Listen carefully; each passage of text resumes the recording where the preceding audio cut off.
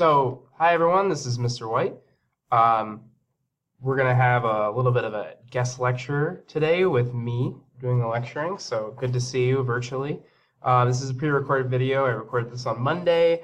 I wasn't feeling well, so I wasn't able to make it today. But today we're going to talk about the 7 Years' War, and we're going to get really into kind of what caused the war, what are the impacts of the war.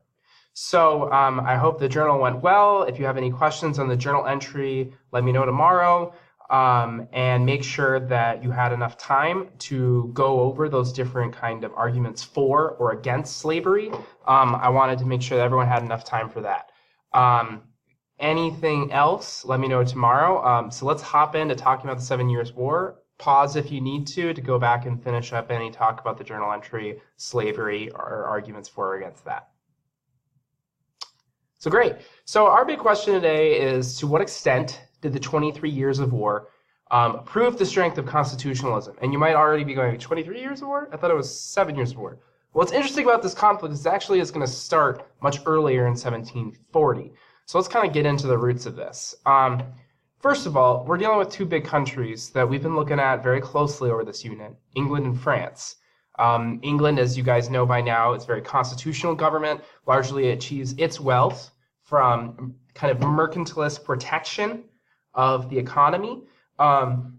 Really interested in kind of those East India companies kind of overseas trading. It's found a lot of success through all of those big revolutions we've talked about, like commercial and financial revolutions, and has largely been able to manage movement overseas through its massive navy. France, meanwhile, is sort of this model for absolutism. It tends to be what a lot of these European governments are following. It derives its wealth largely from agriculture and very much so state-directed trade, right? While Britain's trade is protected by the government, the merchants are really kind of choosing what's happening. In that sense, it's more early capitalist, while France is more OG mercantilism. France also, its opportunities are largely dictated by the level to which their government involves itself. So I want you to take a moment to pause the video if you need to and talk about which of these two states, England or France, seems to be in a better position and why. Talk about that. Go ahead and take about a minute or two. I'll let you guys pause. All right, at this point I'm coming back. So I hope you guys had a moment to talk about who's stronger and why in this situation, England or France. England being that kind of constitutional government or France being absolutist. And I think in the past, largely, France saw a lot more success than England. England did have a lot of things going for it, but they weren't able to find kind of that absolutist success that France was able to find, especially in the late 1600s, early 1700s. But with the 7 Years' War, or what I like to call the 23 years of war, that starts to change. So let's get into it. So first of all, what are these wars all about? Contrary to popular belief, these wars are not about conquering or any kind of bigger argument about world domination. Some people have called that the 7 Years' War the First World War because it's the first war to really occur in multiple areas, multiple continents, right? It occurs in North America, it occurs in Europe, and it occurs also in India.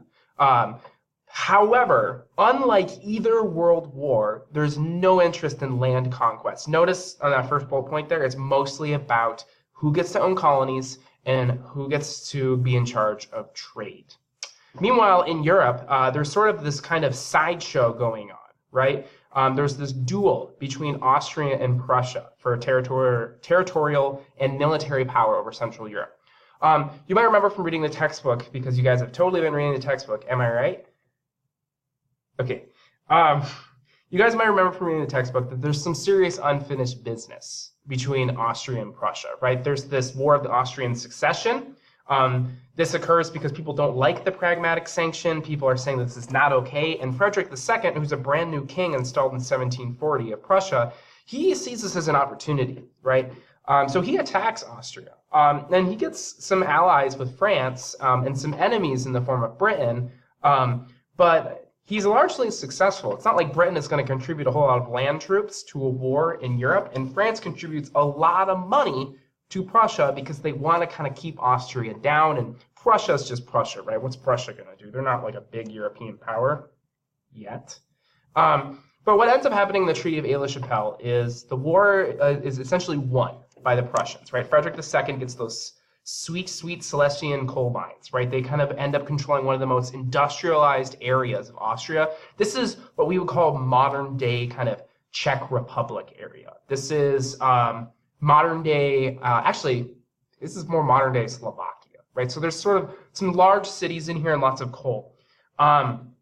And because of Prussia's success and increasing tension, right, between France and Britain, Britain decides that, you know, maybe having Austria as an ally is not where you want to be. So Britain decides to ally with Prussia because they seem to be a very, very useful friend if they ever get into a war with France.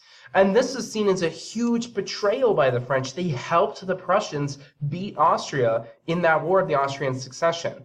So obviously, because it's me, I had to make a meme about this, and I'll show you that right now. So here we go. We got France, totally shocked that Frederick II of Prussia has left her for Britain, the new kid on the block. Yep, I'm basically a loser. I get it. All right, so here's your map. Your map is going to show you a couple key things. Things I want to point out, and I'm actually going to see if I can use my sweet highlighter tool here. I'm not necessarily able to find it. Hopefully you can see my mouse. Oh, I think I got a pointer here. So I want you to kind of notice what's going on over here. I think you guys can probably see this. So Prussia is a pretty small state. It's pretty disconnected, right? And then there's this really wealthy area of northern Austria called Silesia. So if we go over to what happens after the war, notice that Prussia becomes more connected now, right? They're more connected. They've taken Silesia, and they're now officially growing in size rapidly. So yeah, this kind of cements that idea that the idea that Prussia is leaving France is very upsetting, right, for France, and it's a very kind of promising new ally for Britain. So I'm going to get rid of my dumb pointer now. Okay, so moving ahead, we get a 7 years war in 3 theaters. You might actually see my little face in the upper right corner blocking out. It says theaters. And a theater is a fancy word we sometimes use in war for it's a region that the war kind of takes place in. Like we would call, for example, everyone knows World War II, right? There's a European theater, and then there's like the war over in Asia. So in the European theater, right, we have essentially a war mostly between Prussia and everyone else. Prussia is able to hold the line. They have a very strong military. It's surprisingly large considering how small the country is, and it's very well funded, very well trained. Britain supplies all kinds of aid. It supplies all the navy, all the blockades Prussia could ever want. It gives cash money to Prussia to kind of keep their army funded and fed.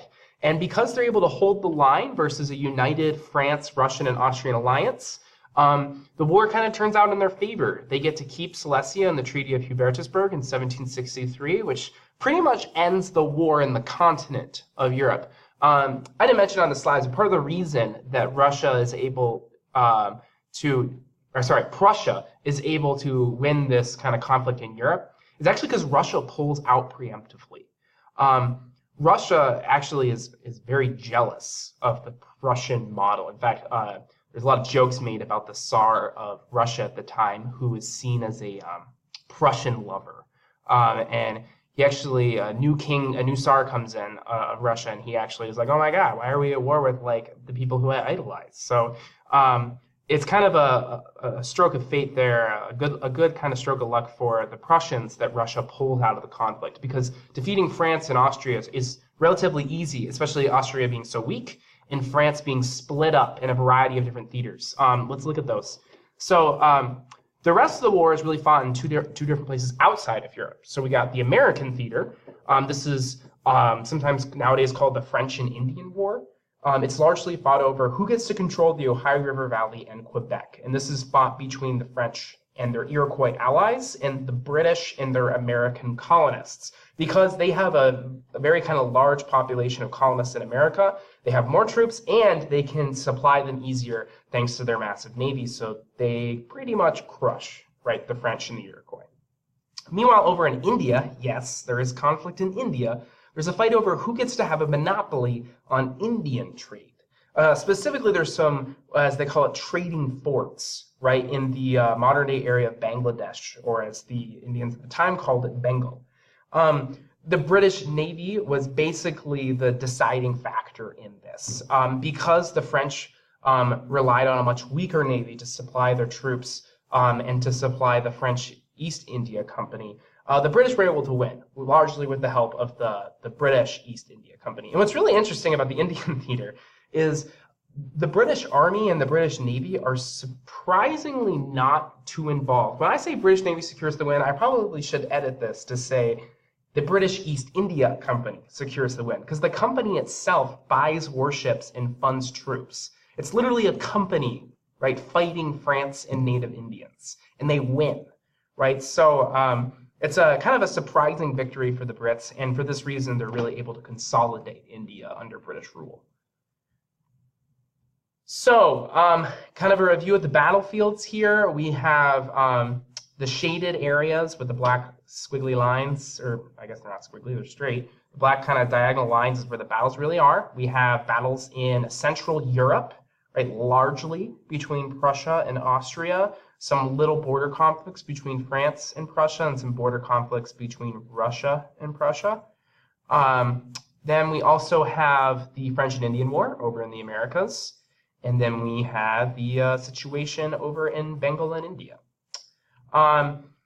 Let's take a look at what happens, because I don't have a map of Europe, by the way. The Treaty of Hubertusburg just keeps the borders that were before the war. So we would kind of count that as a victory for Prussia, right? Because normally when you're against three people, not losing is pretty much a victory. So they get to keep all the territory, but nothing changes hands over in Europe. Meanwhile, at least for now.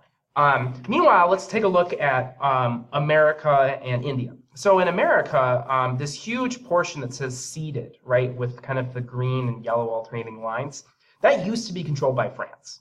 And now it is being sold to the British.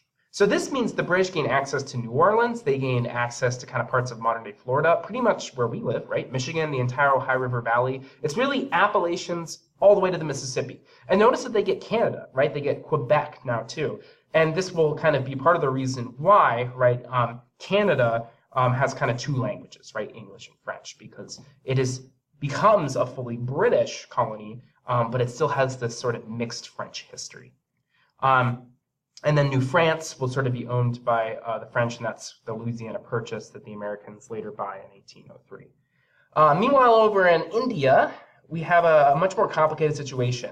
By the end of the war, there's still some Indian kind of local emperors largely in charge, like modern-day Sri Lanka and Madras in the bottom there. This is an area kind of ruled by these people called the Tamil Kings. It's really not really controlled by Europeans. The lighter kind of pink, this is largely controlled by the Mughal Empire, and in the central areas, the Maratha Confederacy. All of this stuff is still mostly locally ruled by Indians, but now there's way more Brits kind of appearing in those Indian governments and having a surprising amount of influence in those Indian governments. What's really interesting is there's now direct British control in India that never existed before. Previously, India was independently ruled by Indians, and the Brits just had these trading ports. Now, like the entire area of Bengal, some of this coastline in the northern Sirkars, and the kind of area around Madras are now directly controlled by the British. And this kind of gets into this history for India that leads towards eventually, over the course of the 1800s, complete direct British control of India. And we're not all the way there yet, right? Britain does not directly control all of India by the end of this war, but it kind of is a stepping stone to that point. So let's look at the peace treaty between France and Britain, because the Treaty of Hubertusburg is mostly a treaty between Prussia, Austria, France. Now, the Treaty of Paris is the one that ends the war for Britain, right? This is signed in Paris, and the British get a lot of what they want, and the French are, unfortunately, really not happy with this treaty. I mean, France is going to lose a little bit of territory in Belgium. It will be ceded over to the Netherlands. There will be territory lost in North America. As you know, all that land we talked about. They do get to keep all of their islands in the Caribbean, though, which is a nice compromise, and it explains why Haiti will remain French for now. The French do get to keep some influence in India, but they lose most all of it, right? Britain now controls pretty much all of the trading influence in India. And really, the global dominance of French world trade is really under attack here. Britain is going to gain control of North America. East of the Mississippi, India becomes a pretty crucial part of the British economy.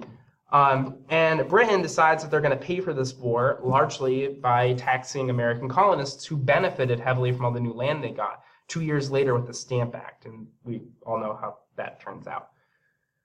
Oh, Britain. No taxation without representation, man. Come on.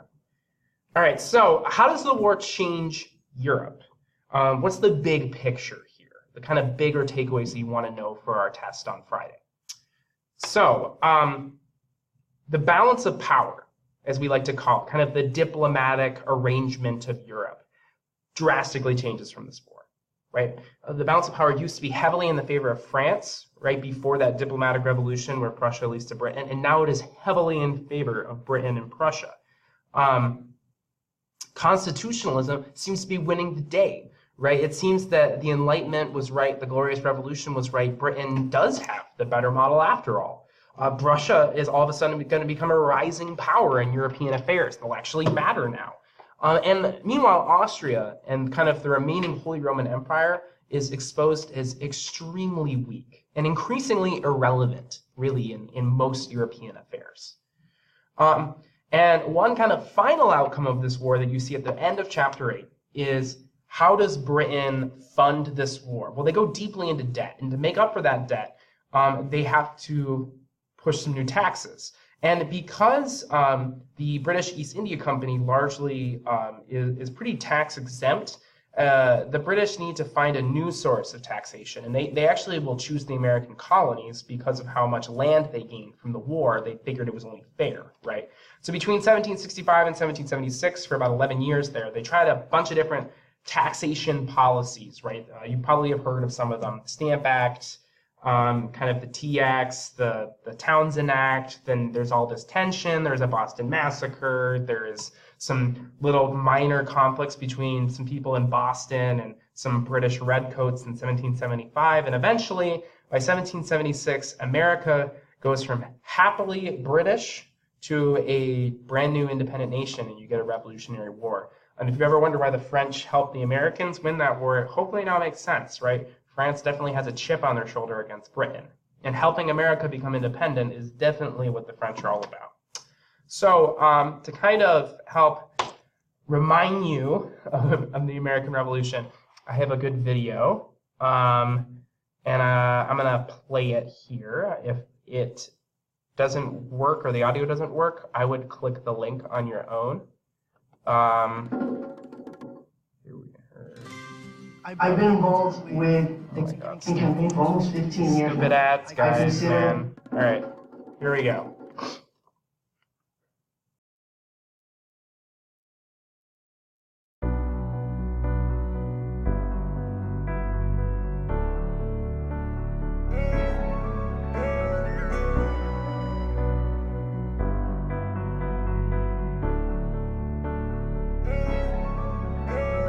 Halfway across the globe and we're standing on new ground.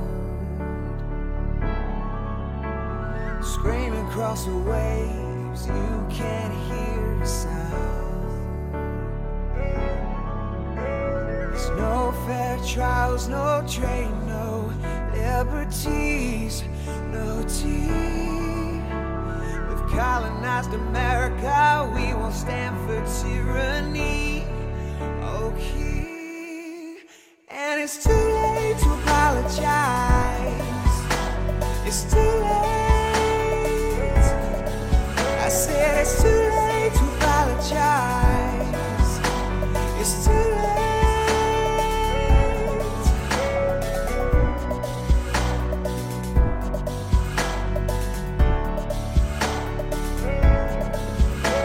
You've paid your foolish tax, read the acts, and they just won't do. We wanna make it clear we believe this much is true. All men were created with certain